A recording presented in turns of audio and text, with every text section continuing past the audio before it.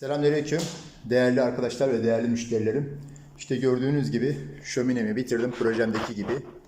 A'dan Z'ye her şey, anahtar teslim, A'dan Z'ye her şey bana ait, şahsıma aittir. Tabii mobilya dekorasyonu hariç, buraya mobilya televizyon vesairesi olacak. İşte gördüğünüz gibi kusursuz bir işçilik. İşte pahından vesairesi, orijinalinden vesaire, durum bu. Profesyonel bir hazne. Haznem 10 numara zaten. Kesinlikle çok beğenilen bir haznedir. İşte kusursuz bir işçilik. Buraya televizyon olacak. Etraf her zamanki gibi tertemiz.